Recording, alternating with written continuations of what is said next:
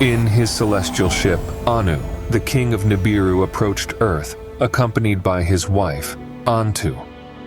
On Earth, the descendants of Shem dwelt in the mountainous territories, and the black-headed people were migrating to their old land. Awaiting the arrival of the royalty of Nibiru, the Anunnaki on Earth were re-establishing their dwellings in Eden. At that time, the ground had just dried, and the Anunnaki resettled, providing food for everyone. In the grounds where Enki's first city, the ancient Eridu, once stood, a new Eridu emerged, marked on top of countless mud and sediment deposits. In the center, on an elevated platform, a new home for Enki and Damkina was erected. It was adorned with gold, silver, and precious metals that Enki's own children delivered. The monument was named the House of Tiles of the Lord, whose return is triumphant. Above, in a circle pointing to the sky, the 12 constellations were marked by their signs. Below, as in the Abzu, waters with swimming fish flowed. And then, far from the reach of others, in a sanctuary that no guest could enter, Enki guarded the ME formulas. That was the first ziggurat that rose.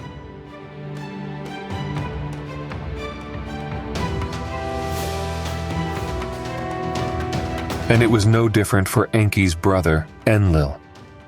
Thus, another ziggurat was erected. That was the next Nibru key, built especially for Enlil and Ninlil. On top of clay and mud, the building rose. It was a sacred enclosure erected among the dwellings and cattle pens. It was a ladder to heaven, built in 7 stages. A staircase that rose to the highest plateau. Inside, Enlil kept the tablets of destinies. Thus rose the lifted eye that scanned the lands, observing everything. In the courtyard, in its own enclosure, Enlil's fast-stepping skybird remained. Days passed and the arrival of Anu and Antu was approaching. It was decided to build a celestial dwelling to wait for the king, which was neither near Enlil nor Enki. That was Unugki, the delightful place. Large trees were planted to cast shade over the royalty of Nibiru. A pure white structure rose. It was the House of Anu, built in the middle of the garden.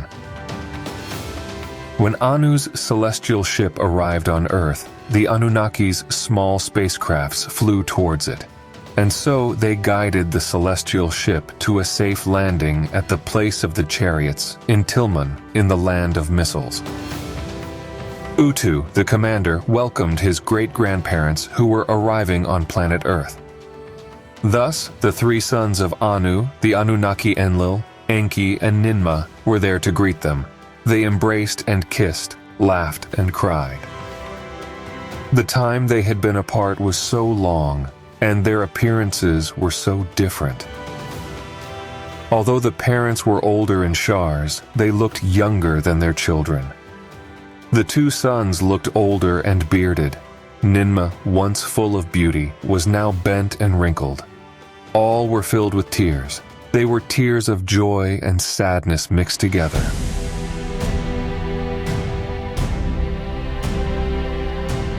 Thus, the royalty of Nibiru was received on Earth. From the skies, celestial ships full of guests arrived in Eden, to a place prepared next to Unugki, where the ships were landing. All the Anunnaki who had stayed on Earth were standing in a guard of honor position.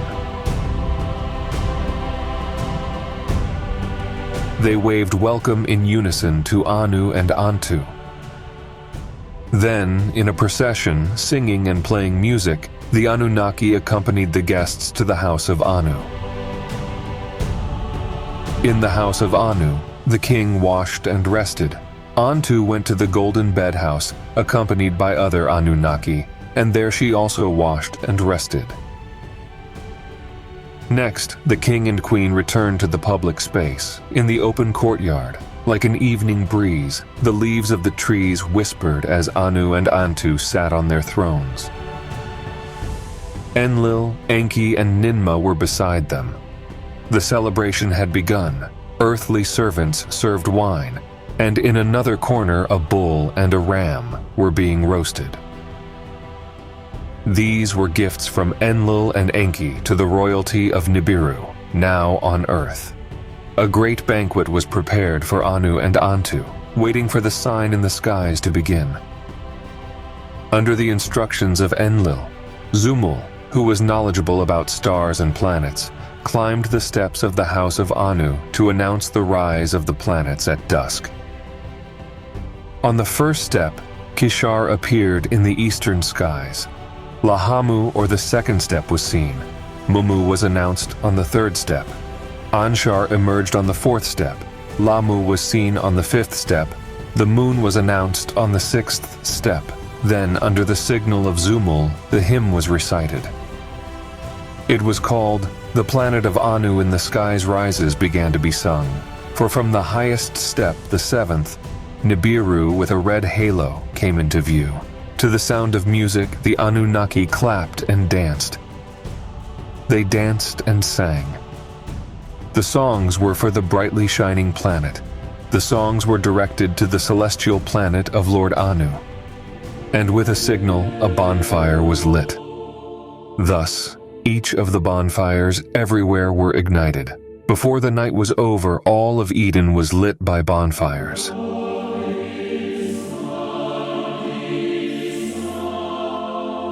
After a meal of bull and ram meat, fish and bird, accompanied by wine and beer, Anu and Antu went to their rooms, and all the Anunnaki were thankful for them. For several days and nights on Earth, Anu and Antu slept.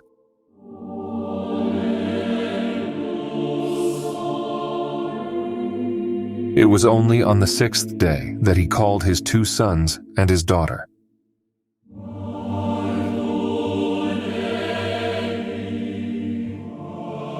He listened to reports of what had occurred on Earth, of peace and war.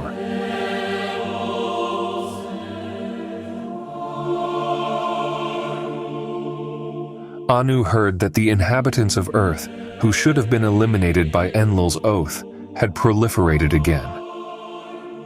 Enlil also revealed to him the discovery of gold in the land beyond the oceans, and the location of the new chariot's place.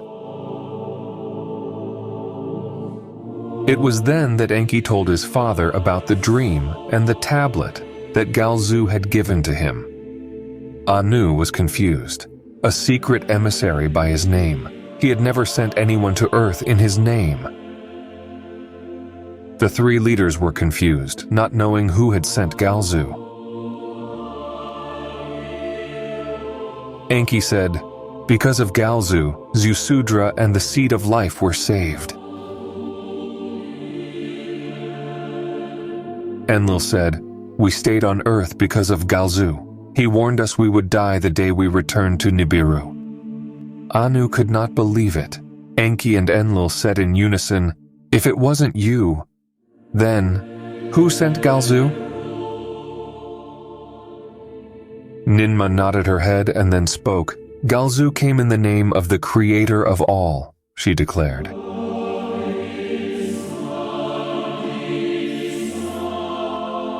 Then she continued, "Was the creation of Earth's inhabitants also predestined?"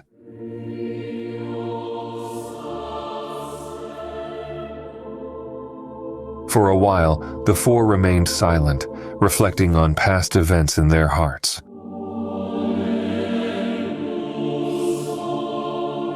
Anu said, "Though we have decreed fates, the hand of destiny guides every step. The will of the Creator of all is clearly perceived through his message. We are nothing more than emissaries here. The earth belongs to the earthlings, and to preserve and advance them is our destiny." Enki said, "If that's our mission here, let's act accordingly." Thus, the great Anunnaki, who decree the fates, exchanged counsel about the lands. Aware of the importance of promoting civilized development, they made the most important decision: to share their knowledge with humanity. Thus, they planned the construction of cities and the creation of sacred dwellings to house the Anunnaki themselves. On Earth, they wanted to establish a reign similar to that of Nibiru, where they would choose a man to receive the crown and scepter. Through him, the word of the Anunnaki would be conveyed to the people, enhancing their abilities and expanding their labor. To ensure continued devotion to the Anunnaki, they would establish sacred shrines and institute priesthood. These priests would serve and worship the Anunnaki as divine and superior beings. Moreover, they would receive teachings of secret knowledge, the purpose of which was to convey civility to humanity, thus building a civilization. In this great plan, the Anunnaki manifested their ancient wisdom, recognizing human potential for prosperity and progress. Their intentions were clear. They would guide humanity towards a grand future, sharing secrets and guidance that would allow them to tread the path of development and flourishing. Thus, they decided to create 4 regions. 3 of them were for humanity, and 1 was restricted and reserved to the Anunnaki themselves. Thus, they established the first region in the ancient land of Eden. This region was reserved for Enlil and his sons.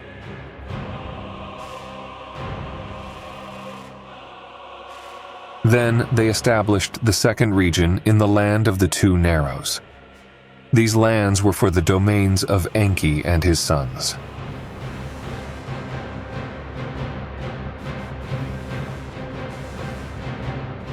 Thus, they designated the third region.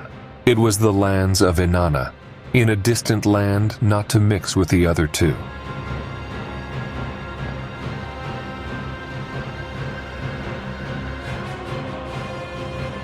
And then they determined the 4th region, consecrated only to the Anunnaki. That was the peninsula of the place of the chariots. After the decision about the 4 regions and the fate of civilized humanity, Anu questioned about his grandson Marduk. He confided that he would like to see him again. Anu recalled that by his decision, Dumuzi and Ningishida were led to Nibiru, and he wondered if Marduk's anger was caused by him. Thus, Anu wished to reconsider Marduk's punishment. Enlil replied, "When you travel to the lands beyond the oceans, we will inform Marduk that you will meet him. Marduk is wandering these lands." Anu agreed, but before they could travel to the lands beyond the oceans, Anu and Antu visited Eden, and then they passed through Eridu and also through Nibruki. Thus they could see the cities being planned and built. However, Enlil complained to Anu that Enki was keeping the ME formulas to himself, and from the king's throne, Anu praised Enki. Anu said, "My son has built himself a magnificent house, raised on a platform. The people who surround and serve him will be provided with great knowledge. So now the knowledge that is secret in the ME formulas must be shared with other Anunnaki." Enki was embarrassed by what he did and promised to share Anu's divine formulas with everyone. In the following days, traveling in ships, Anu and Antu visited other regions. And it was on the 17th day that the royal couple returned to Unugki for another night of rest. The next day, the young Anunnaki stood before Anu and Antu seeking their blessings. In this time, Anu observed Inanna. He embraced and kissed her. Then he said, "Listen to my words," he announced to those present. "This place, after we depart, will be given as dowry to Inanna, and the spacecraft in which we will explore Earth will be a gift for her." Joyful, Inanna began to dance and sing. Her praises to Anu were sung as hymns. After saying goodbye to the Anunnaki, Anu and Antu departed for the lands beyond the oceans. Enlil and Enki, Ninurta, and Ishkur went with them to the Golden Land. To impress King Anu with the great wealth of gold, Ninurta built a dwelling for Anu and Antu. The stones were cut to perfection and covered with pure gold. A golden fence, carved with flowers of carnelian stones, awaited the royal couple. The dwelling was built on the edge of the great mountain lake, and thus Anu and Antu observed the collection of nuggets of gold. Satisfied, Anu said, "There's enough gold here, and for many shars yet to come." Then Ninurta showed Anu and Antu an artificial mound. He explained how a place for melting and refining metals was constructed. He showed how he extracted metal from stones and explained that the mound was made to melt and refine metals. The place built by the Anunnaki was called Anak, as well as the Great Lake, which was named Lake Anak. Thus, Anu and Antu started the journey, sailing across the lake. From a distance, they could see the great horned animals in the northern lands. Marduk then appeared, standing before his father Enki and his grandfather Anu. Nabu, Marduk's son, also accompanied him. Then Enki asked, "Where is Sarpanit?" But Marduk shook his head, sadly recounting her death. Marduk said, "Now only Nabu is with me." Anu pressed Marduk to his chest, saying, "You have been punished enough." Thus Anu approached and blessed Marduk, placing his right hand on his head. And so Marduk was forgiven. Then, from the golden place high in the mountains to the plain below, all gathered. The celestial ship of Anu and Antu was there, at the new place of celestial chariots, which Ninurta had prepared. The celestial ship was laden with gold up to its edges. The time to depart had come. In farewell, Anu offered important guidance. Let destiny answer for itself. And if it's the destiny of Earthlings to inherit the Earth, then let's leave Earth for the Earthlings. Offer knowledge to humanity. Teach Earthlings the laws of justice and righteousness. Teach, within a limit, the secrets that involve heaven and earth. Then Anu embraced and kissed everyone. Thus, the celestial ship, adorned with gold on all its edges, rose from the earth to the heavens. In commemoration of Anu's visit, the Anunnaki decided to start another count of time. This count referred to the years of the earth, not to the shars of Nibiru. The count began in the age of the bull, an era dedicated to Enlil. Marduk was the first to break the silence, and his words were filled with anger.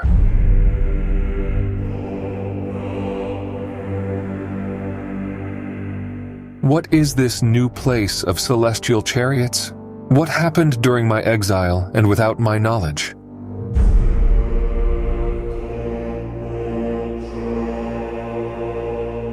Marduk demanded answers. Enki approached and told Marduk about the choices of the 4 regions.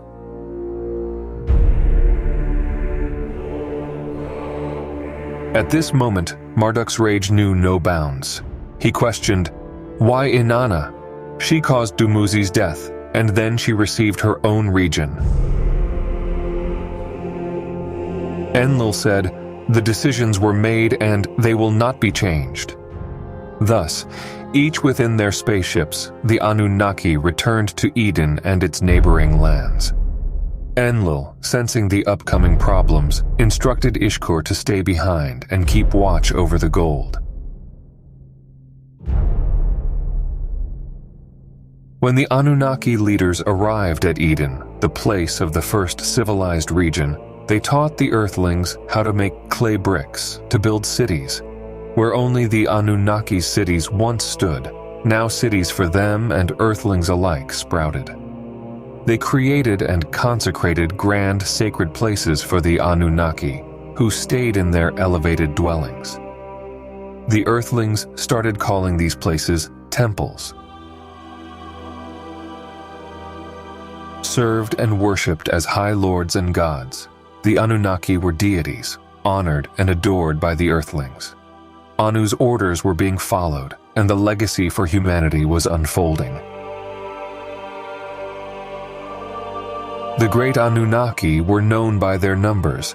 Anu the Celestial was assigned the number 60. Enlil was given the number 50. Ninurta, Enlil's eldest son, was given the same number, 50. Lord Enki took position 40. Nannar, son of Enlil and Ninlil, received position 30. For his son and successor, Utu was given the position 20. The other sons of the Anunnaki leaders received numeric ranks of 10. Ranks of 5 were shared among the Anunnaki females and their spouses. Thus, the construction proceeded. The cities were built and the coexistence between humans and Anunnaki increased. The temples grew, and so did the cities.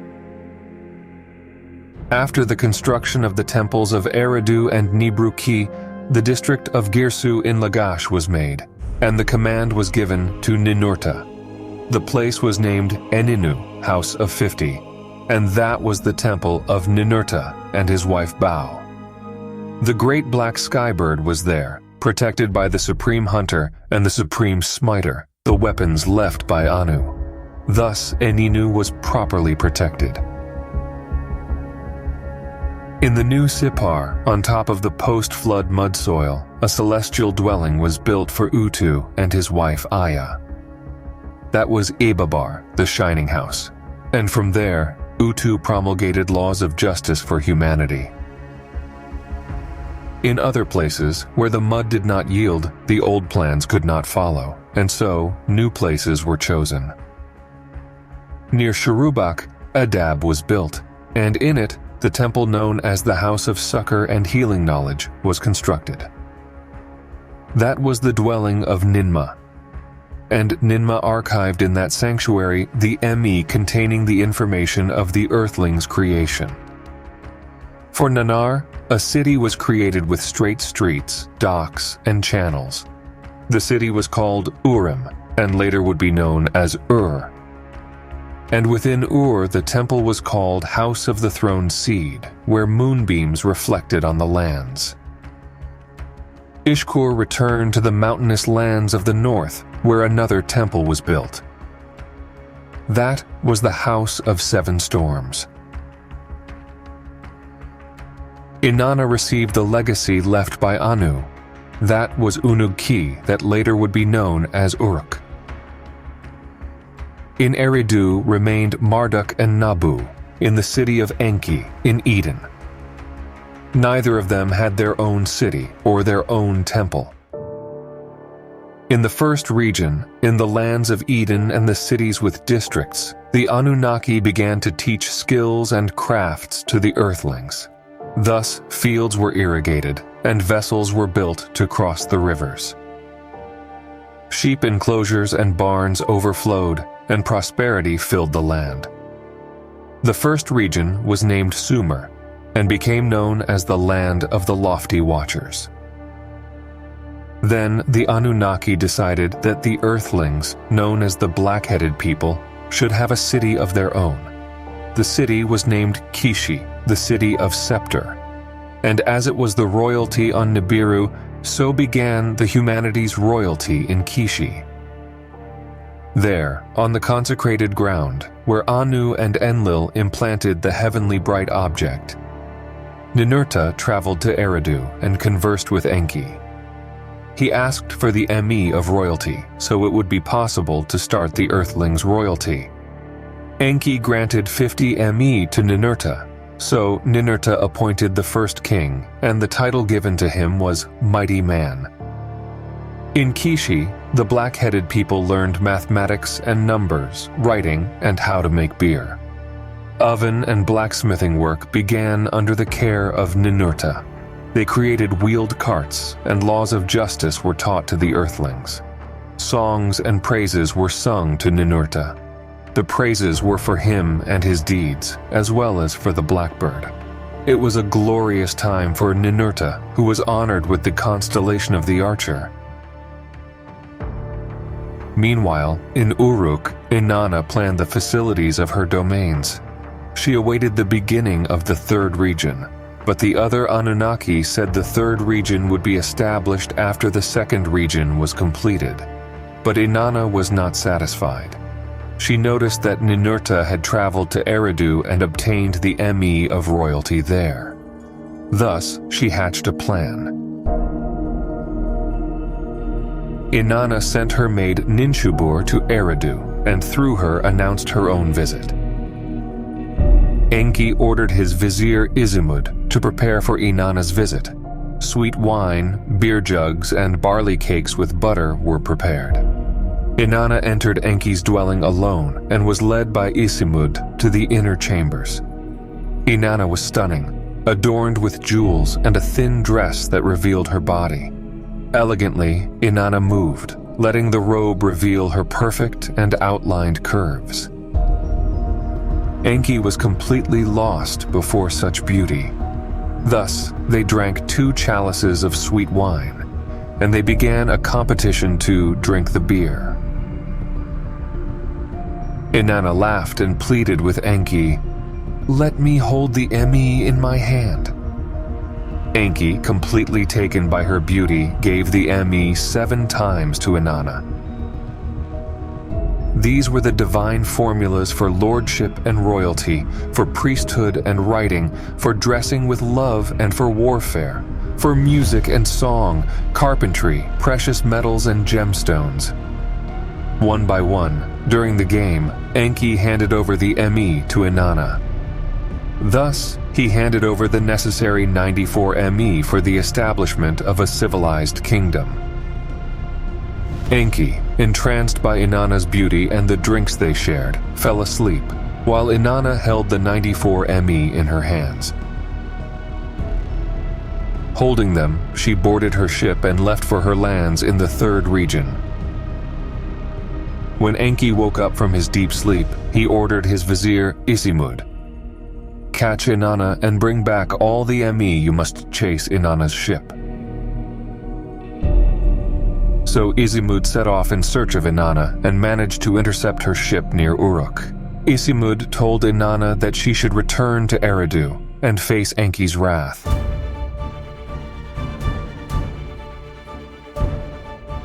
And so Inanna did. But when she returned to Eridu, the ME were no longer with her. Inanna had given the ME to her handmaid, Ninshubur, and had ordered that the ME be taken into Anu's house in Uruk, which was now Inanna's dwelling. Enki spoke forcefully. "In the name of my power, in the name of my father, Anu, I order that the ME be returned, and until they are returned, you will be held captive in my dwelling." Enlil heard Enki's words, and immediately traveled to Eridu to resolve the situation. Thus Enki, Enlil, and Inanna convened. Inanna said, "I have the right to the ME. It was Enki who put them in my hands." Enlil asked, "Is this true?" Enki confessed in a low voice, saying, "Yes." Enlil decreed, "Then when the time of Kishi's royalty is complete, royalty will pass to Uruk, in Inanna's lands." Thus, the situation was resolved, and time would reveal the royalty in Uruk. However, the news reached Marduk, who was immensely enraged, and his anger knew no bounds. Marduk said, "I have suffered enough humiliation." And yelling, Marduk said, "I demand my own city in Eden. I demand that Enlil designate a city for me." But Enlil did not heed Marduk's appeal. And then Marduk took destiny into his own hands.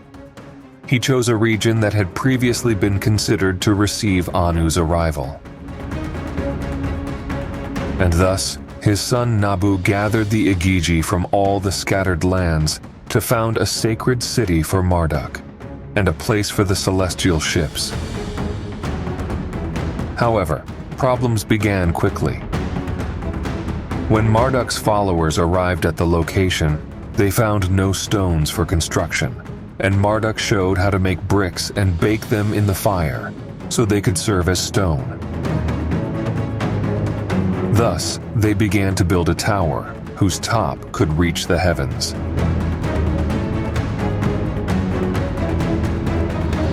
Enlil noticed the plan and quickly rushed to the site, trying to placate Marduk with soft words. But Enlil, who had not heeded Marduk's request for the grant of his city, could not stop Marduk and Nabu in their venture. Immediately in Nibruki, Enlil gathered his sons and grandsons, and together they considered what they could do. Enlil said, "Marduk is building an unauthorized gateway to heaven, a passage up to the heavens, entrusting this tower to the earthlings." Ninurta said, "If we allow this to happen, no other matter of humanity will remain untouched. This evil plan must be stopped now."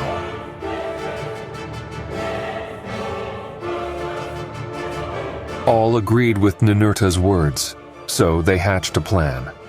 Thus, in the darkness of the night, the Enlilites approached and rained down fire and brimstone, wreaking havoc on the under-construction tower, and thus they destroyed the entire camp.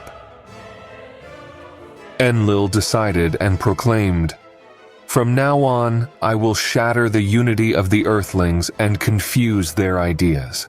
The Earthlings, until now, had a common language, and they understood each other. From this point forward, I will confuse their language, so they will not understand each other.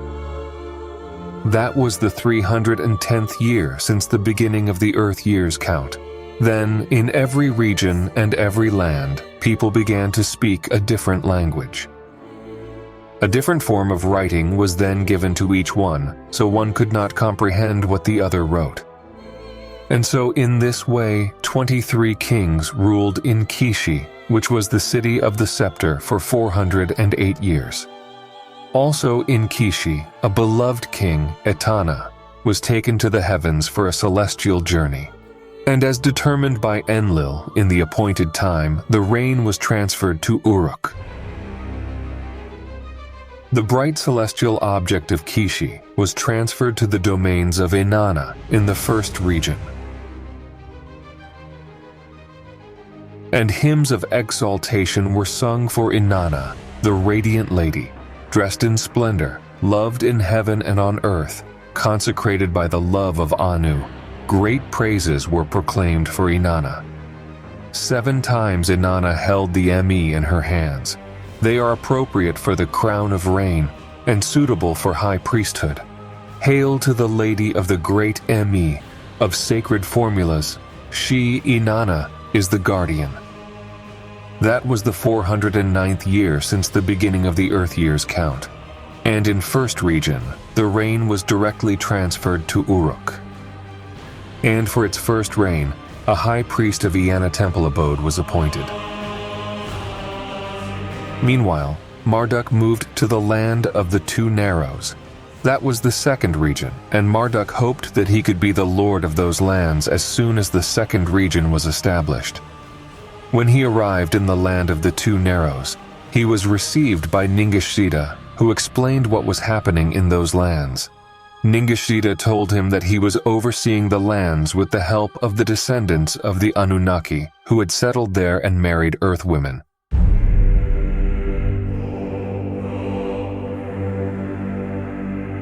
Marduk quickly realized that his decrees had been extinguished and asked what had happened. Marduk demanded an answer.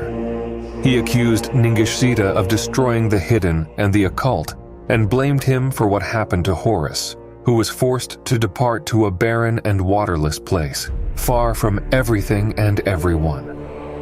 The two brothers caused an uproar, sparking a bitter dispute. Marduk said, "You were my usurper, and from now on, you will only be my assistant." If you are inclined to rebellion, you should leave for another land. Thus, for 350 years, Marduk and Ningishita argued in the land of the Two Narrows. During this time, the land was plunged into chaos. That's when Enki instructed Ningishita to depart for other lands. Enki said, "In the name of peace, you should leave for other lands." And so, Ningishita moved to the land beyond the oceans with a group of followers. At that time, in the count of the Earth's year, 650 years had elapsed. As soon as Ningishita moved to the new domains, he was given the name of the Winged Serpent. He became known as Quetzalcoatl, and in the new lands, a new count of time he began. And then, in the land of the Two Narrows, the second region was established over the domains of Marduk. In the annals of the first region, it was called Megan, land of the cascading river, also known as the ancient Egypt. But by the people of the second region, when languages were confused, that was Hemta, the dark brown land. The Anunnaki were now called Neteru, the guardian watchers. Thus Marduk was worshipped as the Bright One and began to be called Ra. Enki, the developer, began to be revered as Ptah. And Ningishita was remembered as Tehuti, or Thoth, the divine measurer. Thinking of erasing the memory of his brother Ningishita, Thoth, Marduk, Ra, decided to modify the image of the Sphinx with a new image that could remind his son Osiris. Besides this, Ra changed the count, which was previously in 60s to 10s. And he divided the year into 12 parts. Ra shifted the observation of the moon to the observation of the sun and united the cities that Thoth had divided. The city of the north and the south were now one city of the crown. Where the two lands meet and the great river divides, Ra founded a city of the scepter. Thus, Ra appointed a king, a descendant of the Anunnaki. That was Mina, the king whose reign began in the first dynasty of Egyptian pharaohs. And he began to call the city as Mena Nefer, or Memphis, meaning the beauty of Mena. He made the city shine so brilliantly that it surpassed Kishi in the first region.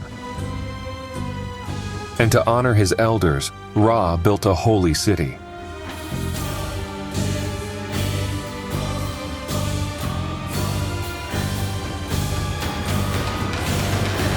And in honor of the king of Nibiru, he named the city Anu. And then, on a platform, he erected a temple shelter for his father Enki, Ptah. At the apex, within a high tower pointing to the heavens, in his sanctuary, Ra deposited the upper part of his celestial ship. That was called Ben-Ben. It was in that ship that he had traveled from the planet of countless years. On New Year's Day, the king as the high priest performed the ceremonies. On that day only, he entered the room of stars, and before the Ben-Ben he placed offerings. Enki, Ptah, was elated, and to benefit the second region, offered all kinds of emi to Ra. Father and son drew near. Enki, Ptah, asked Marduk Ra, his son, "What do I know that you do not?" Thus all sorts of knowledge he offered to Marduk, Ra, his son, except for the knowledge to revive the dead. Enki, Ptah, offered Marduk, Ra, the constellation of the sign of Ram, Aries, and thus made him one of the 12 celestials. Ptah regulated the flow of water from the great river Hapi for Ra and his people. Abundance quickly arrived in the fertile soils, and men and cattle proliferated.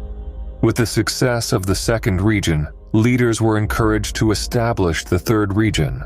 They decreed it would become a domain of Inanna, as was promised. Then, a celestial constellation was assigned to her. She was made one of the 12 great Anunnaki and the great celestial gods. Previously, she shared the Gemini station with her brother Utu, but from that moment on, as a gift from Ninmah, the constellation of the Maiden was assigned to Inanna. That was the year 860 according to Earth counting, and thus, Inanna was honored again. The third region was far away, in the eastern lands, beyond 7 chains of mountains. Inanna's realm in the highlands was called Zamush, the land of 60 precious stones. There was also Arata, the kingdom of the forests in a valley of a great winding river. There, people grew grains and raised cattle on the vast plains. There, they also built 2 cities with mud bricks that were filled with granaries. According to the decree of Enlil, Lord Enki, the Lord of Wisdom, created a modified language and new writing signs for the third region. In his wisdom, Enki created a language unknown to men. However, the ME of the civilized realms were not offered to the third region. Enki said, "Let Inanna share what she obtained for Uruk with the new region." Then Inanna appointed a shepherd chief, who bore many resemblances to her beloved Dumuzi. Inanna traveled in her spaceship, constantly moving from Uruk to Arata, and from Arata to Uruk, flying over mountains and valleys. She valued the precious stones of Zamush and carried pure lapis lazuli with her to Uruk. At that time, the king of Uruk was Enmerkar, the second to reign there. Enmerkar expanded the boundaries of Uruk, and Inanna was exalted for her glories. It was he who coveted the riches of Arata and planned to be the sovereign over the lands of Arata. Thus, Enmerkar sent an emissary to Arata demanding the riches of those lands as tributes. Over 7 chains of mountains, through arid lands and then drenched by rains, the emissary traveled from Uruk to Arata. In front of the king of Arata, the emissary delivered Enmerkar's words. Literally, he repeated word by word, but the king of Arata could not understand his language. Then the king of Arata offered him a wooden scepter on which a message was inscribed, asking to share with Arata their ME and thinking of peace. A royal gift was delivered to Uruk. Thus, several donkeys were loaded with grains and delivered to the emissary. But when Enmerkar received the wooden scepter with the inscription, "Back in Uruk," no one understood its message.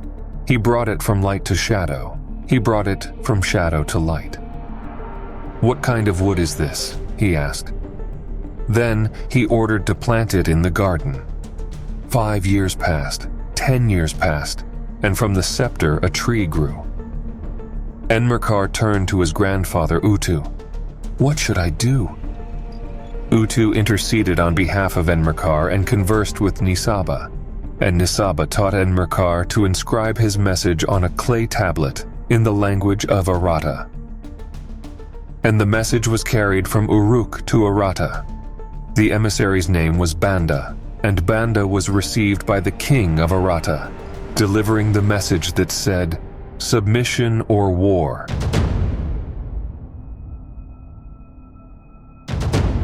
In the face of the message, the king of Arata said, "Inanna has not forsaken our kingdom, so Arata will not submit to Uruk. If Uruk's desire is war, then let the warriors meet, and let the war begin."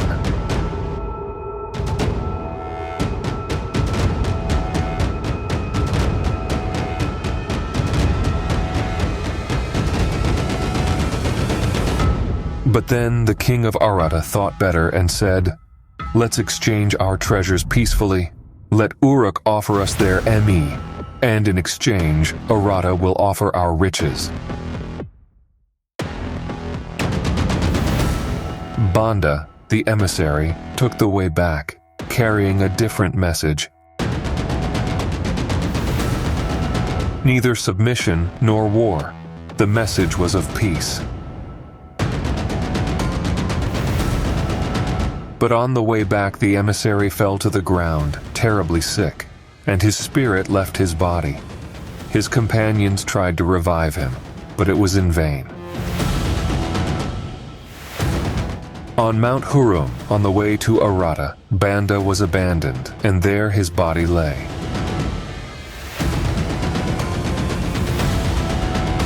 Uruk did not receive the riches of Arata, and Arata did not obtain the Emi of Uruk.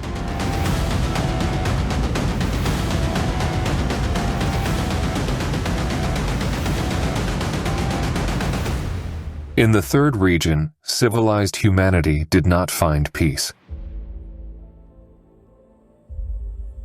Meanwhile, Inanna coveted other domains, forgetting those that had been entrusted to her. Even though she had Anu's royal dwelling in Uruk and the lands of the third region, it was still not enough for her. Inanna was restless, and she constantly traveled between Uruk and Arata. She was still mourning the death of her beloved Dumuzi, and her desire for love remained insatiable. When she flew around, she saw the image of Dumuzi shining in the sun's rays and calling for her. At night, in visions and dreams, he appeared saying, "I will return." And then Dumuzi promised her the glories of a realm in the land of the Two Narrows. While she was pleasing the omens of her dreams, Inanna built a house in Uruk called Gigunu. That was a house for nighttime pleasure. Young heroes went to Gigunu on the night of their weddings. They were seduced with sweet words and caresses. Inanna promised them a happy future, and while she was with them, she imagined Dumuzi. And the next morning, the young heroes were found dead in her bed of pleasure. It was at that moment that the hero Banda, previously left for dead, returned alive to Uruk. Inanna screamed, "This is a miracle, a miracle." It was by the grace of Utu that the miracle happened, and Banda was a descendant of Utu. But Inanna understood that the power of the miracle had been granted to her and to the region of Uruk. So, Inanna said, "My beloved Dumuzi has returned to me." And she planned a test.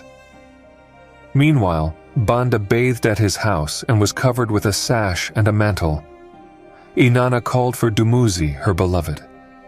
And to her bed, adorned with flowers, she called for the miracle. Thus, Banda was drawn in by Inanna's charms.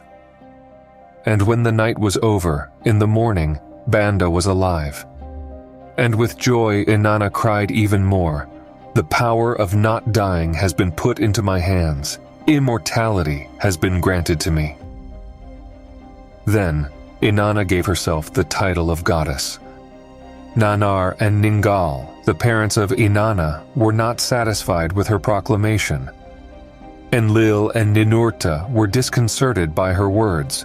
Utu, her brother, was confused. Enki and Nima talked. They said, "The dead reviving? This is not possible." In the lands of Sumer, people praised their luck. The earthlings said, "The gods are among us. They can defeat death and can grant eternal life." And news about this was widely spread. In Uruk, on the throne, Lugal took the place of his father Enmerkar. His title was the Great Man. Lugal took the goddess Ninsun, descendant of Enlil, as his wife. The goddess Ninsun and Lugal had a son. That was Gilgamesh, the son of a goddess descendant of Enlil. And Gilgamesh took the throne of Uruk. As the years went by, Gilgamesh observed life and death. He asked his mother, Ninsun, about life and death. He asked why his ancestors died if they were descendants of the Anunnaki. Gilgamesh asked, "Do the gods die? And what about me being 2/3 divine? Will I die like a mortal?" Ninsun replied, "As long as you are on earth, you will follow the destiny of all earthlings. The shadow of death will take you, but if you are taken to Nibiru, there you will obtain a long life." Ninsun asked Utu, the commander, to take Gilgamesh to Nibiru. And while she received no answer, Ninsun kept making the same request day after day. Finally, Utu accepted and said that Gilgamesh should be directed to the landing place. Ninma created a double for Gilgamesh. His name was Enkidu, and he was created by Enki. He was not born of a womb and had no blood in his veins. Enkidu traveled with Gilgamesh to the landing place, and they met a guardian of the place. A monster that spat fire blocked the entrance. But it didn't take long until the heroes managed to defeat the monster and broke him into pieces. And then they looked for the secret entrance that offered access to the landing place. When they found the secret entrance to the Anunnaki tunnels, they were challenged by another guardian. It was the Bull of Heaven, a creature of Enlil. Fleeing, the creature chased Gilgamesh and Enkidu to the gates of the entrance of Uruk. And before the city walls, Enkidu defeated the monster. When Enlil heard the news, he cried in agony, and his lament was heard up to the heavens of Anu.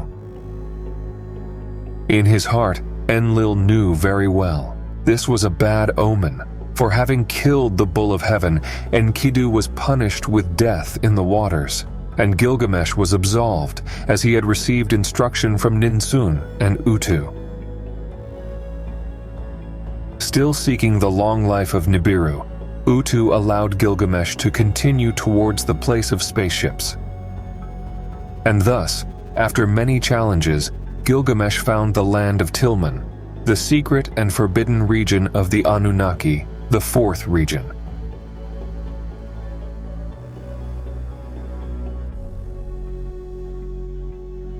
There, through the underground tunnels, he found a garden of precious stones and met Ziusudra. Ziusudra shared with Gilgamesh the events of the deluge and revealed to him the secret of longevity.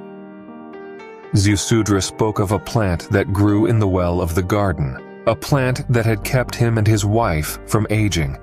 This plant was unlike any other on Earth and could restore a man to his full vitality and strength. Ziusudra told Gilgamesh that this gift came from Enki, offered with the blessings of Enlil, granted to him on the Mount of Salvation.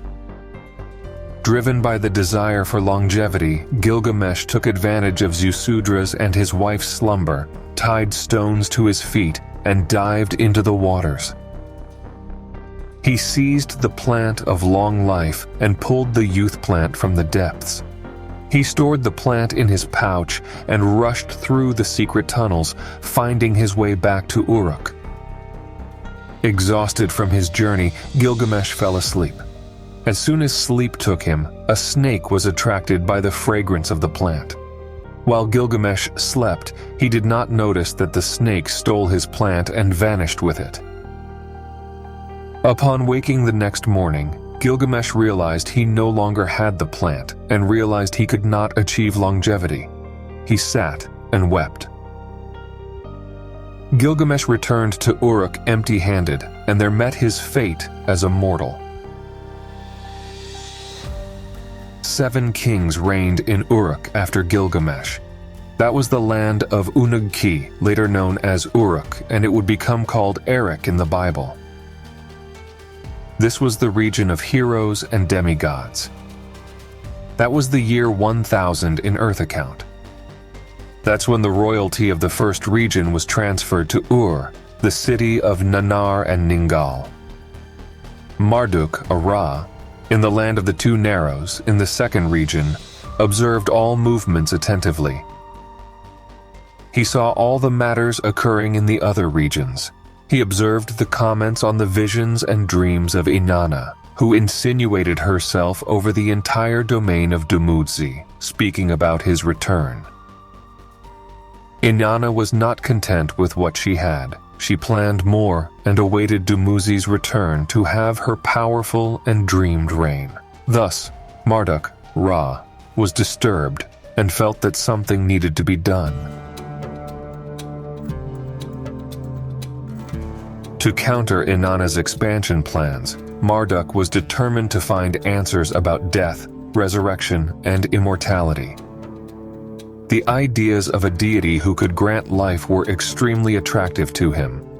So Ra declared himself a powerful god. He considered that the secret had been told to Gilgamesh and other demigods of the Uruk region who sought the deeds and the path of immortality. Marduk, Ra, said, "If it was granted to others, let it be applied to the kings of my region too. Let the kings of the second region, in Egypt and Nubia, receive the instructions. Let the descendants of Neteru travel to Nibiru in the other life, on their journey beyond life, in the afterlife." Thus, Ra taught the kings how to build tombs facing east, and he dictated a long book to the priest scribes. In it were described the details for the journey in the other life, to the beyond of life, detailing the post-death journey.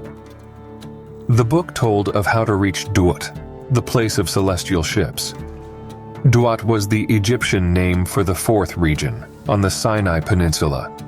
And then Marduk, Ra, taught how to build tombs facing east.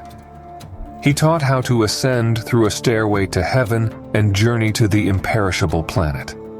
He noted that one should drink from the plant of life the waters of youth, until satiety comes. He clarified the coming of the gods to earth. Ra explained to the priests the knowledge of the gods, and he told them that gold is the splendor of life. He said, "Gold is the flesh of the gods." Then Ra demonstrated how to obtain gold and said that there should be expeditions to Abzu and the lower domain to obtain the gold. Then, with the force of arms, the kings and commanders of Ra conquered lands that were not their own.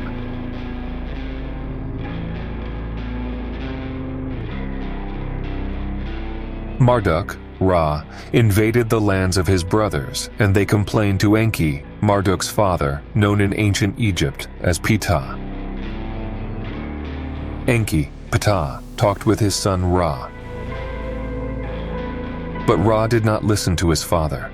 The plan in his heart was to become the lord of the four regions, and in front of his father, unyielding and determined, Marduk, Ra, pronounced, "The earth is mine, and I will rule the entire planet."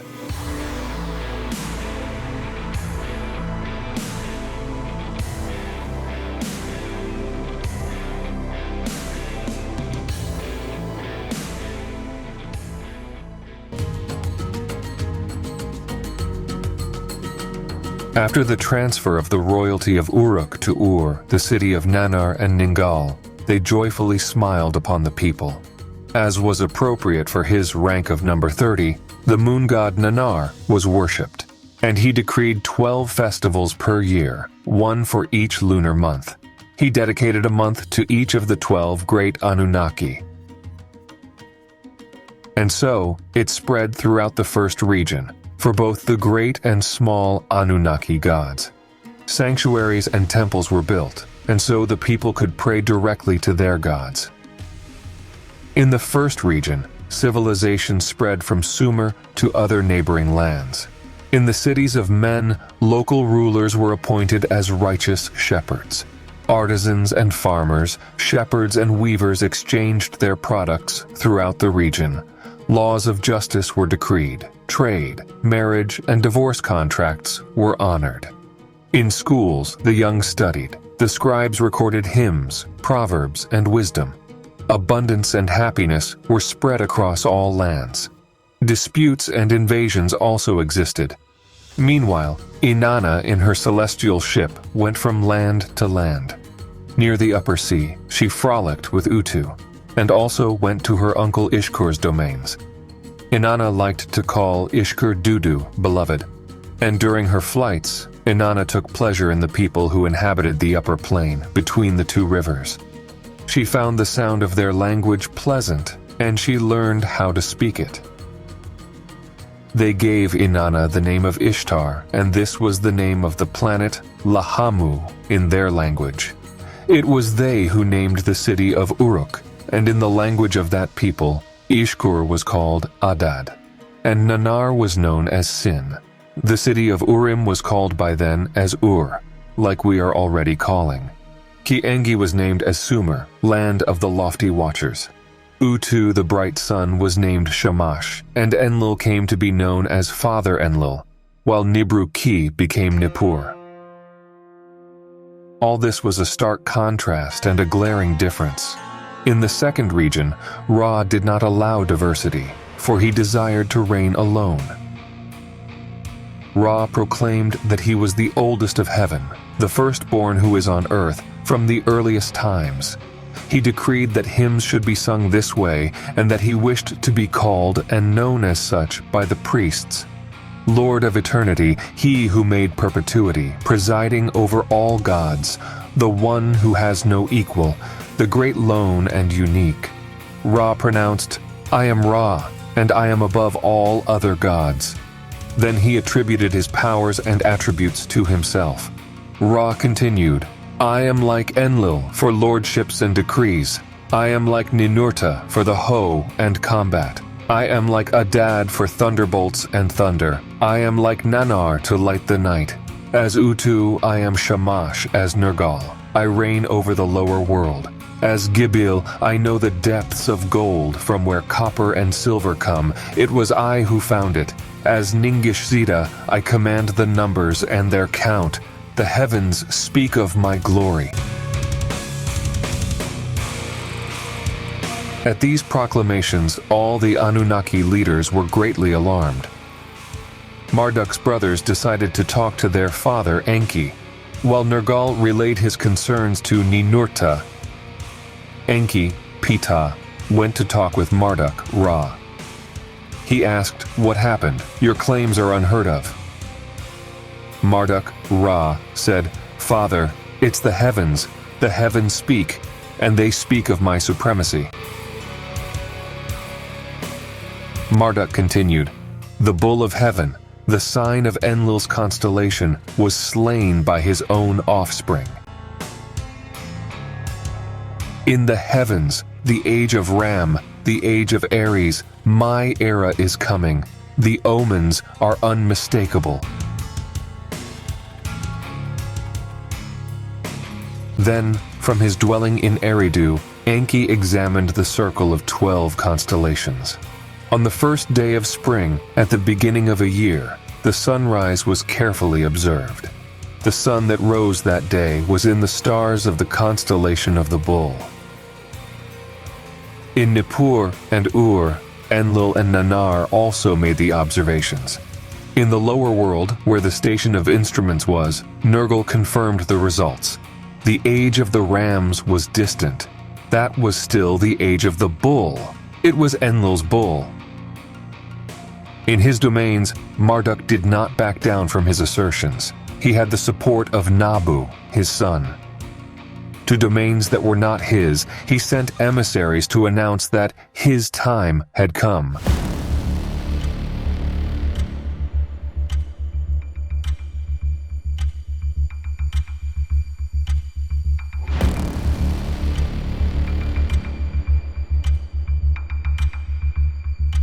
The Anunnaki leaders asked for Ningishzida to teach people how to observe the sky. In his wisdom, Ningishzida conceived stone structures. Ninurta and Ishkur helped build them. In the established lands near and far, they taught people how to observe the sky, showing the people that the sun still rose in the constellation of the Bull. In those times, after the Anunnaki declared themselves as gods, they now depended on the support of humanity. Enki watched these events with attention and sadness. He pondered how fate could be being distorted.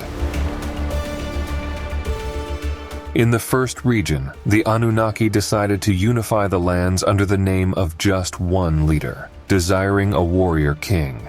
Thus, Inanna was assigned to the task of finding the suitable man for this.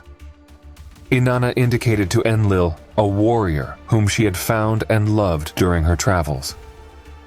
He was the son of a commander of 4 garrisons, and his father's name was Arbakad. His mother was a high priestess. Enlil offered him scepter and crown. He received the name Sargon I, righteous regent. As in Nibiru, a new crown city was established to unify the lands. That was called Agade, the unified city, and it was not far from Kishi. Agade unified the lands of Sumer and Akkad. Enlil granted powers to King Sargon, and Inanna accompanied her warriors with her weapons. All lands from the lower sea to the upper sea obeyed Sargon's command. Thus all his troops were stationed at the borders of the fourth region to protect it. And Marduk, Ra, constantly observed the movements of Inanna and Sargon. Caution was the word of the moment. And Sargon made a bold move. He went to the place where Marduk tried to build the tower that rose to the heavens and proclaimed that it was a sacred ground for Agade. He mentioned imposing the bright heavenly object there. Marduk raced furiously to the first region with Nabu and his followers. He went to the place of the tower and said, "I am the sole possessor of the sacred ground, and by me will a gateway of the gods be established."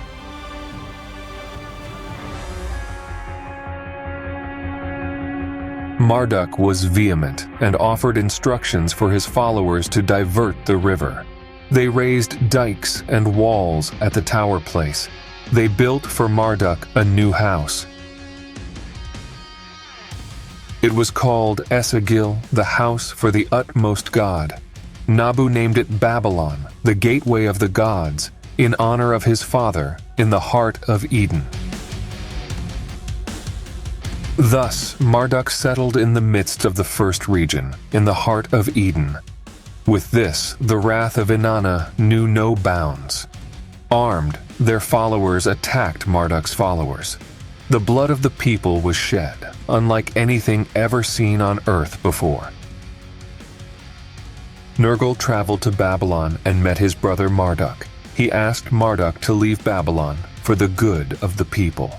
Nergal invited Marduk to travel to observe the skies, and Marduk agreed to leave. Thus, he traveled from land to land, observing the signs of the heavens. Marduk, known as Ra in the second region, received another name. He was called Amun, the Invisible, because he ruled but was not there. For a time, Inanna calmed down and carefully watched the two sons of Sargon, who were his successors.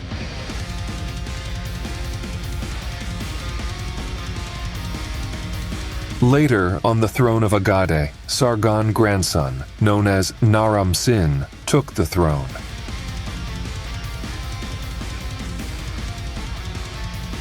Those times were different times. In those times, Enlil and Ninurta were absent from the first region. They had gone to the lands beyond the oceans, and in the second region, Ra was also not there because he traveled to other lands. Thus, Inanna saw the opportunity to take all the powers for herself. She ordered Naram Sin to seize all the lands. She instructed the king to attack ancient Egypt and Meluha, Nubia. Those were domains of Marduk, also called Ra and Amun, the Invisible. In those times, Naram Sin committed the sacrilege of crossing the fourth region with an army of earthlings.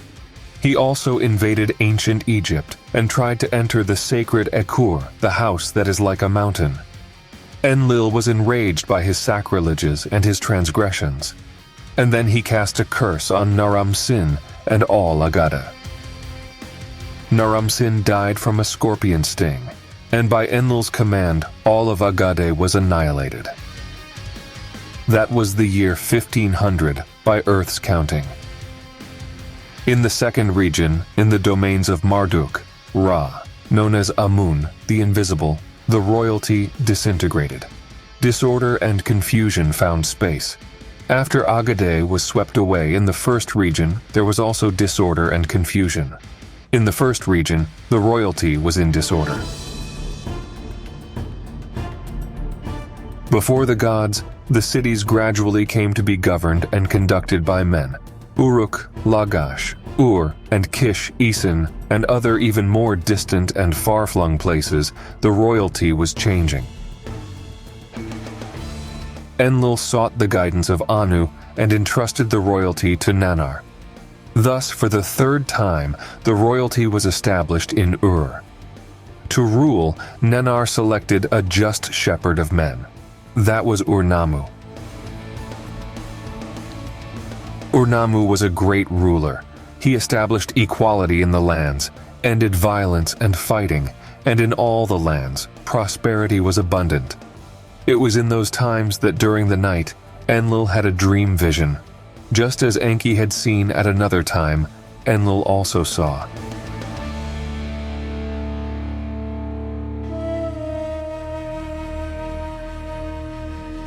It was the image of a man shining and radiant as the skies.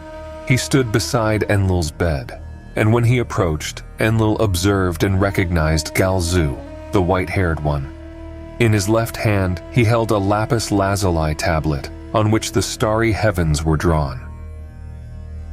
The heavens were divided by the signs of the 12 constellations, and Enlil could recognize. Galzu signaled the shift. The sign of the bull was no longer pointed out, and 3 times Galzu pointed to the constellation of the ram. In the dream vision, Galzu spoke to Enlil. The rightful time of benevolence and peace will be followed by wickedness and the shedding of blood.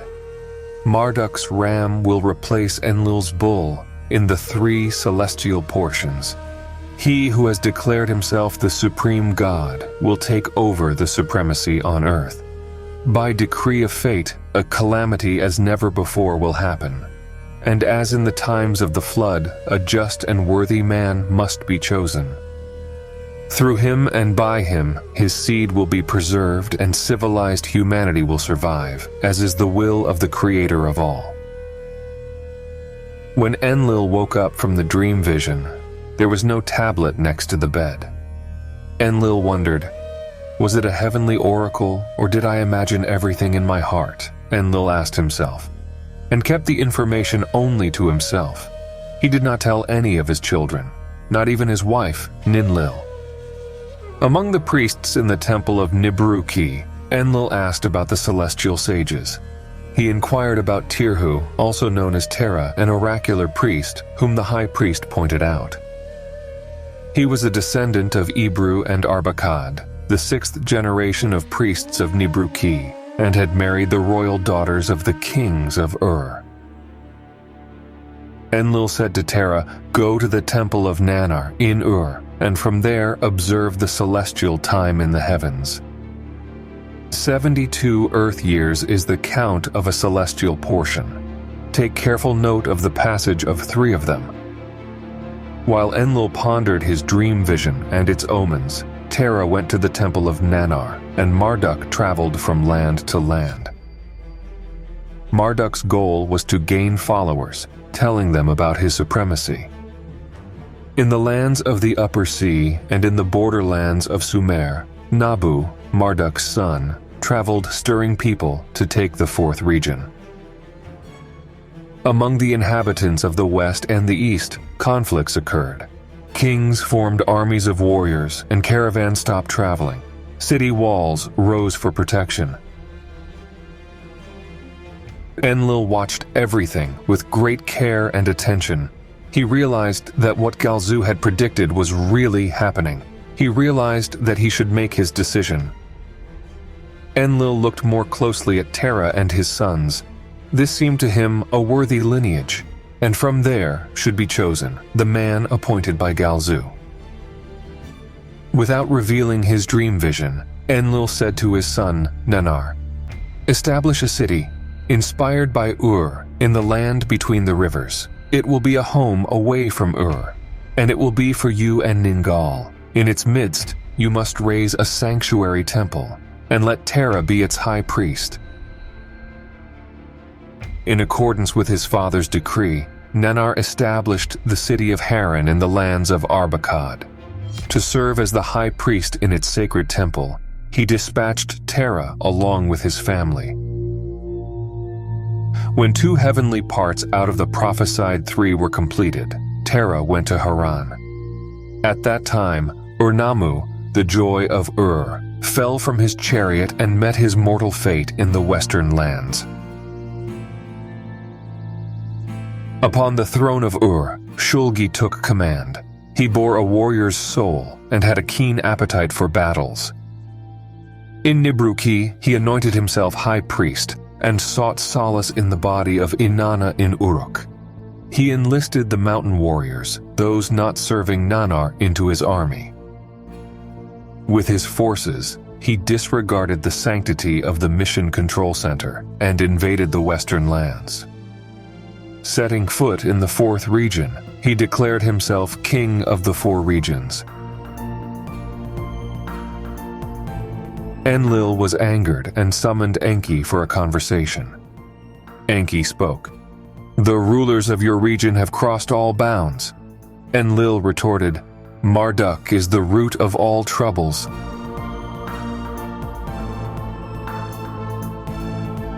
While keeping the vision dream to himself, Enlil turned his attention to Terra. Terra had an elder son. His name was Ibru, also known as Abraham.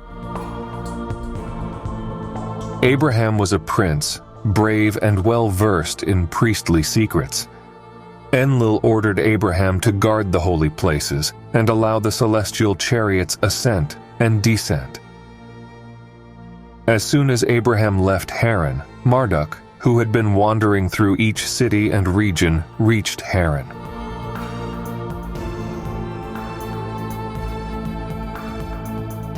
Marduk, too, had observed the desecrations and invasions by the rulers of Enlil's regions. He noticed that this was the harbinger of a new era and a new order. So, on the border with the lands of Sumer, while in Haran, Marduk planned his final assault.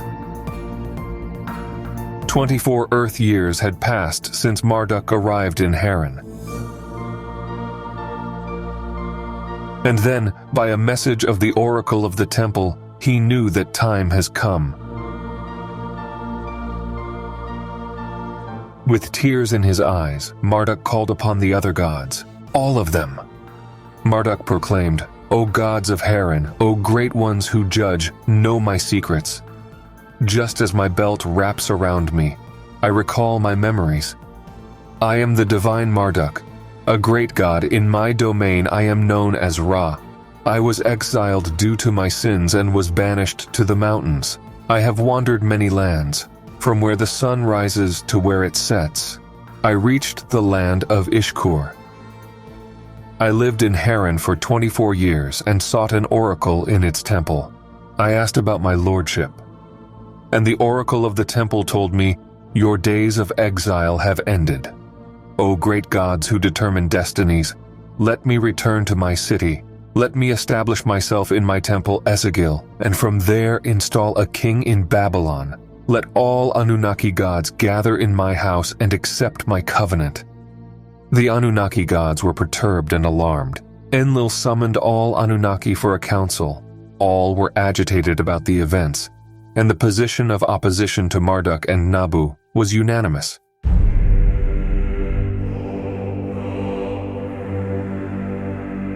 In the council of the great gods, accusations were abundant, and recriminations filled the chamber. Tension seized everyone. Enki spoke up and advised, "No one can prevent what is about to come. Let us accept Marduk's supremacy." But these were only Enki's words. An irritated Enlil opposed, "If the age of the ram is coming, let's prevent it from reaching the heaven-earth bond. Let's annihilate the place of the celestial chariots." All decided to annihilate the place of the celestial chariots except for Enki. Nergal suggested using the weapons of terror, and all the Anunnaki agreed. Only Enki opposed, once again. Thus, the decision taken on Earth was sent to Anu, and Anu repeated the same words to Earth. The decision was made. As he departed, Enki said, "What was destined to be will fail due to your destructive decision." To carry out the evil deed, two were chosen. They were Ninurta of Enlil's clan and Nergal of Enki's clan. And then the assembly of the gods ended, and so the decision was made. Enki was the only one who opposed, but his heart was at peace. Before Enlil came to Earth, it was he and Abgal who had hidden the weapons of terror. Enki had no idea that Enlil had two secrets: the vision dream of Galzu and the secret location of the weapons of terror. Enki did not know that Abgal had shown Enlil the secret location of the weapons of terror during his exile. Enki could never imagine that their long stay on Earth would provoke a calamity unlike anything known before on this planet. Without any contact with Enki, Enlil revealed to the two Anunnaki, Ninurta and Nergal, the secret location of the weapons of terror. He showed them the mountain where they were hidden and told them that they were inside an earth cavity. Afterwards, he revealed the secret of how to use the weapons of terror appropriately. Before the two Anunnaki left for the hidden place, Enlil gave them words of warning. He said, "Before the weapons of terror are used, evacuate the place of the celestial chariots of all Anunnaki. The cities must be spared, and people must not perish." In his celestial chariot, Nergal headed for the hidden place, but Ninurta was delayed due to his father. Enlil wanted to talk to his son in private, so Enlil told Ninurta about his dream vision and Galzu, and also about his choice regarding Abraham. Enlil told Ninurta, "Nergal may not be in perfect conditions of thinking. Make sure the cities are spared, and warn Abraham about the weapons of terror." Meanwhile, Nergal, who had already arrived at the secret location of the weapons of terror, programmed the ME to utilize the weapons of terror. Nergal gave each of them a working name. The first weapon he called the One Without Rival, the second the Blazing Flame, the third the One Who with Terror Crumbles, the fourth Mountain Melter, the fifth Wind That the Rim of the World Seeks, the sixth the One Who above and below no one spares, and the seventh, filled with monstrous poison, he named Vaporizer of Living Things. After the instructions from his father, Ninurta went to the secret location of the weapons of terror. When he arrived there, Nergal had everything ready to cause destruction and annihilation. Nergal, desiring revenge, said, "I will kill the son and annihilate the father. The lands they covet will fade away, and I will destroy the sinful cities." Ninurta asked, "Nergal, will you destroy the righteous with the unjust?" Nergal replied, "Enlil's instructions are clear, and I know the decision of the Anunnaki too." Then the two waited for Enlil's signal. 7 days and 7 nights they waited. During this time, Marduk returned to Babylon in the presence of all his followers. With weapons in hand, he declared his supremacy. But this was Enlil's intention and the necessary step for the destruction to begin. That was the year 1736 in the count of the Earthlings.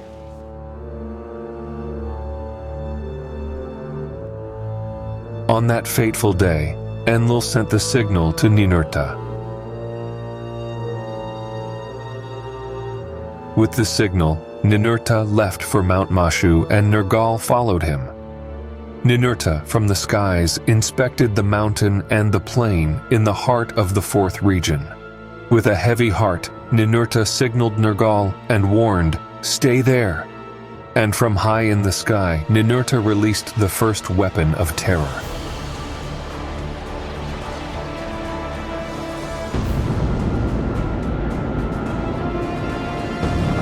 The top of Mount Mashu cracked and the guts of the mountain melted in an instant. The second weapon was released over the place of the celestial ships, and with the brilliance of 7 suns, the rocks of the plain became an open wound. The earth shook and collapsed, and then the skies darkened. The plain of the celestial ships was covered with burnt and crushed stones. In all the forests that once surrounded the plain, only 3 trunks stood. Ninurta, from high on the celestial ship, from his black bird, affirmed, "It is done." And so, the lands coveted by Marduk and Nabu were forever devastated. Then Nergal said he wanted to be the Annihilator and desired the title of Era through his deed. Following the king's road, he flew to the green valley of the 5 cities. Nergal planned for this to happen in the green valley where Nabu was converting the people. Thus, over the 5 cities, one after the other, Nergal, under the title of Era, sent a weapon of terror from the skies.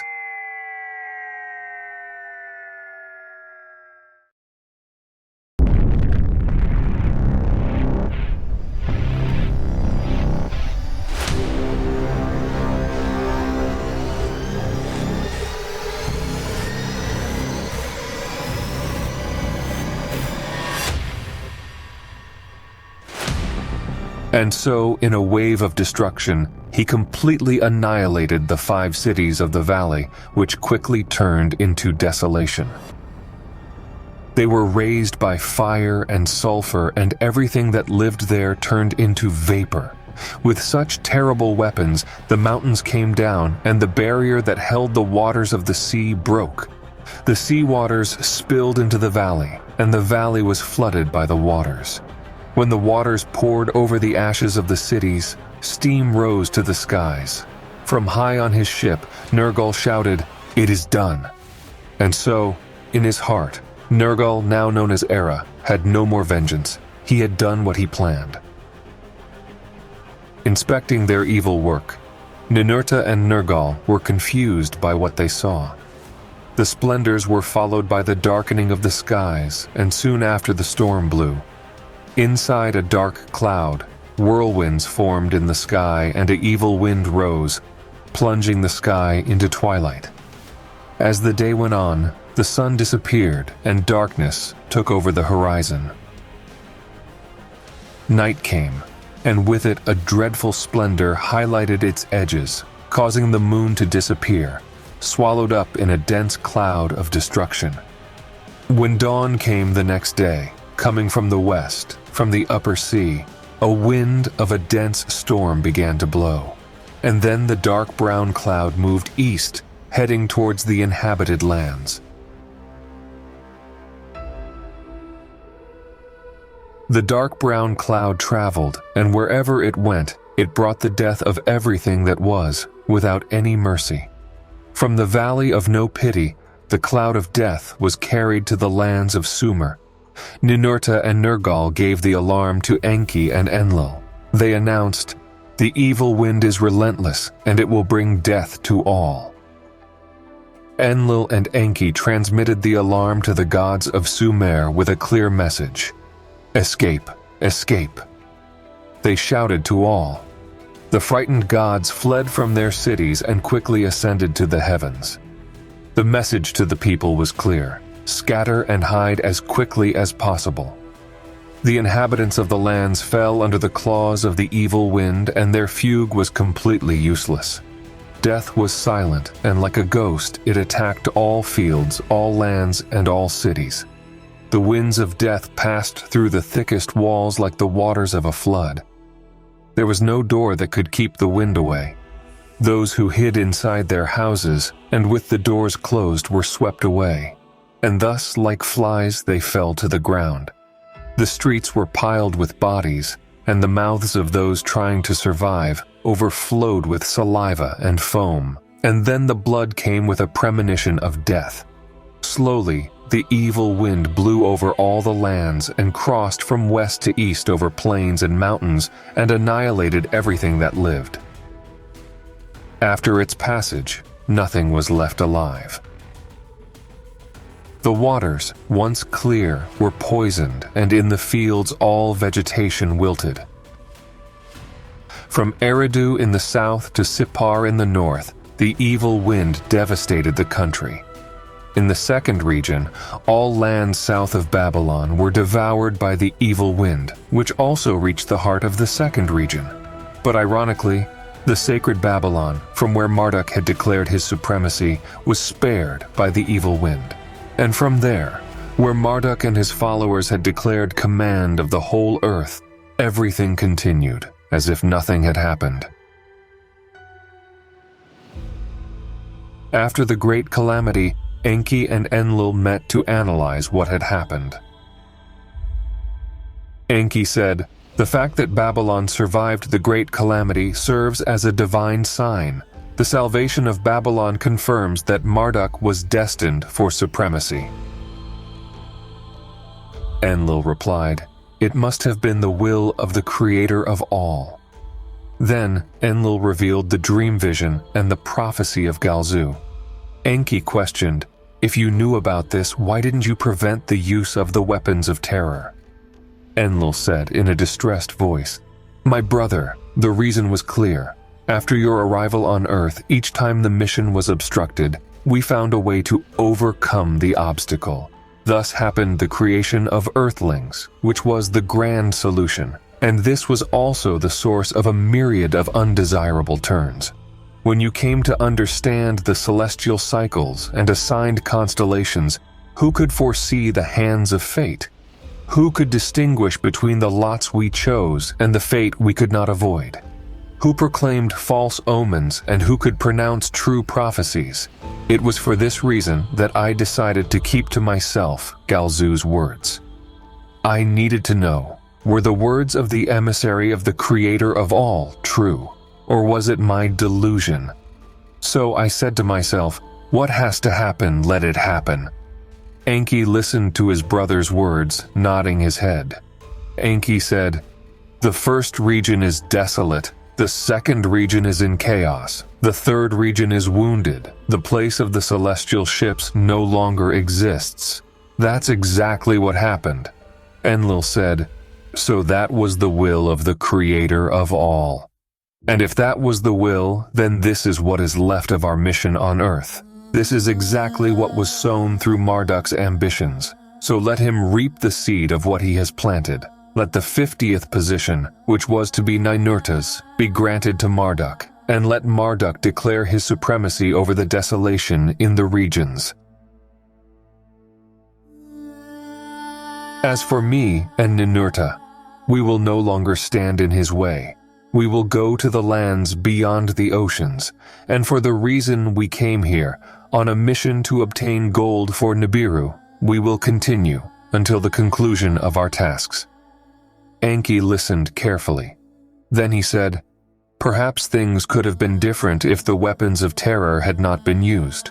And Enlil replied, "And if we had not heard Galzu's words to not return to Nibiru, what would have happened? And if we had stopped the Earth mission when the Anunnaki organized the first rebellion?" The two pondered. Enki said, "I did what I did, and you did what you did. The past cannot be undone. Isn't there also a lesson in this? Isn't what happened on Earth a reflection of what happened on Nibiru? Is the past an outline for the future?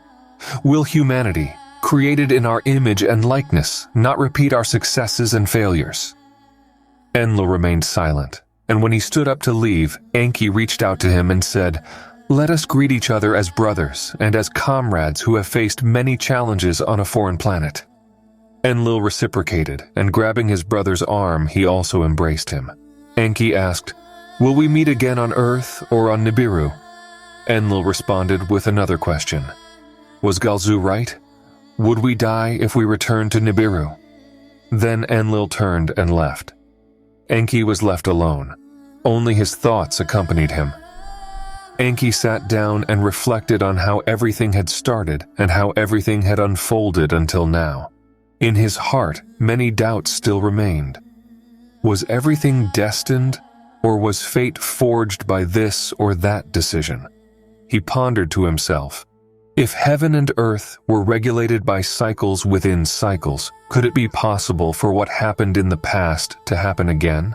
Is the past the key to the future? Are the Earthlings destined to imitate the Anunnaki? Will the Earth relive what Nibiru lived? Should the first to arrive be the last to leave? Assailed by his thoughts and numbed by his doubts, Enki made a decision. He said to himself, "Everything that happened needs to be recorded, from the beginning on Nibiru until this day on Earth, and that in posterity, at the time chosen by destiny, the Earthlings read this record and can remember the past to understand the prophecies of the future. Let the future be the judge of the past." Thus, Enki waited for the appropriate time, and on the 17th day of the second month of the 7th year, after the great calamity, he called for 2 emissaries. He clarified that his chosen one to record the information was a scribe, son of Udbar, a man of Eridu, named Endubsar, the master scribe. He told the emissaries that they should lead his chosen one by a small ship to the lands of Magan, in ancient Egypt, where the gates are, in the middle of the river of Magan. And there, for 40 days and 40 nights, Endubsar, the chosen one, recorded all the information on 14 tablets, and then recorded his own attestation. Thus, Endubsar, one of the survivors who had escaped death during the destruction of Eridu, received from Enki the blessing of the long life. Through the hands of Endubsar, the words of Lord Enki were recorded on the 14 tablets.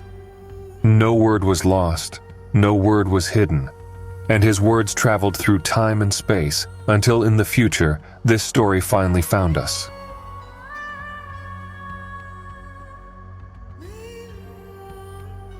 So the saga is complete, and the story of the Anunnaki based on Zecharia Sitchin's The Lost Book of Enki is concluded. However, this channel does not find its end, and the mysteries surrounding the Anunnaki narrative remain even more intense. To what extent can we consider this story a fiction, and to what extent does it find the truth? In the tablets that are available for reading on the internet, can the authenticity of such narratives be verified? Continue watching the videos on the channel and look for answers to your questions in the available playlists and videos. Together we will uncover the mysteries that surround the Anunnaki story and topic. Thanks for watching.